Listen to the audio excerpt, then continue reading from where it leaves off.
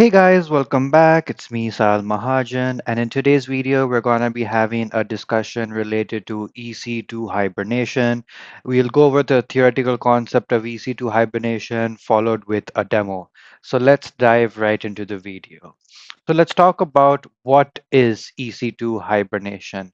Basically, whenever you select the option that says you want to hibernate your EC2 instance, AWS tells the operating system to suspend to disk. Now, what does suspend to disk basically means that all the contents that are present in your instance's memory is told to move to the EBS volume. That is, everything that is present in your memory is saved to your EBS volume. And also, finally, all of the EBS volumes that are attached to your instance, including the root volume, is persisted. So let's move on. Let's look into how does EC2 hibernation in action. So this is when you want to boot up an EC2 instance that has been hibernated. So what happens is your root volume is now hibernated. So the first step that AWS does is it restores your root volume to its previous state. All the RAM contents are reloaded. We saw in the previous slide that when you hibernate your EC2 instance, everything in your memory is stored on your EBS root volume. So what AWS does now is it reloads all of the contents onto the memory. If you have any processes that were running prior to your hibernation, they are also resumed. And previously, any attached data volumes will be reattached to your instance. And another really important thing to note down is that your instance ID is always retained no matter what. And with EC2 hibernation, this allows you to boot up your instance way faster as you do not need to reload the operating system again. Because the operating system is installed, all the memory contents are saved on your EBS root volume, hence why you're able to boot up your instance way much quicker. And let's just talk a bit more about EC2 hibernation. There are a few things that you guys need to make sure are available. That your instance RAM must be less than 150 GB. So if you deployed an EC2 instance which is above 150 GB, you will not be able to hibernate that specified instance. And EC2 hibernation is available for Windows-based instances, Amazon Linux-based instances, Ubuntu-based instances, and much more. A very, very important point is that you cannot hibernate an instance for more than 60 days.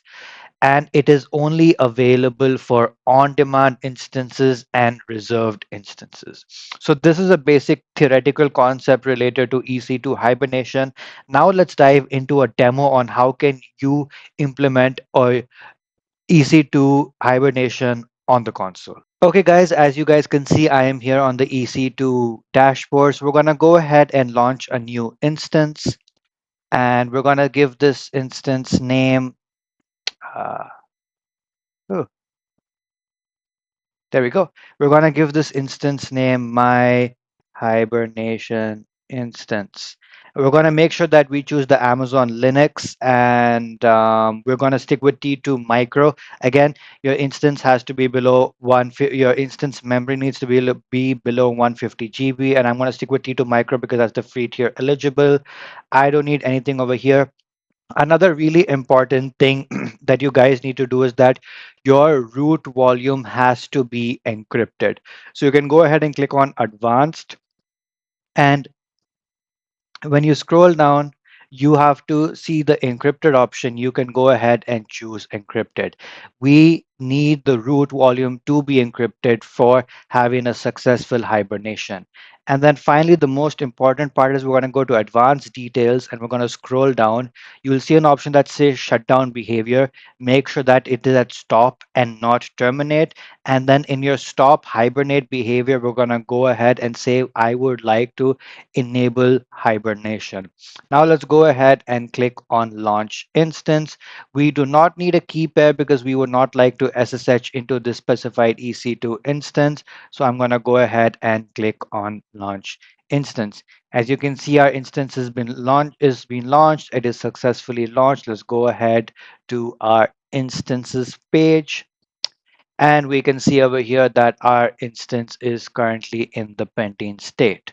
So I'm going to go ahead and click on refresh, and I will pause the video and we'll be back once this instance is up and running. Okay guys, as you guys can see that the instance state is now running, and also the 2 out of 2 status checks have passed. So we're going to go ahead and select the specified instance. We're going to come to the top right and select instance state, and you will see an option over here that says hibernate instance. We're going to go ahead and select this option. It's going to ask you, do you want to hibernate this instance? And yes, I would like to hibernate this instance. And there you go. Your hibernation was successful. Let's go ahead quickly and click on a refresh. You can see that the instance state is now in the stopping state. So we're going to go ahead and click refresh again, and in some time your state would change to hibernate. So I hope you guys did like this video. If you did, please make sure to leave a like, do subscribe, and do comment if there are any other topics out there that you guys would like me to cover. I hope you guys have a great day ahead. See ya. Take care. Bye bye.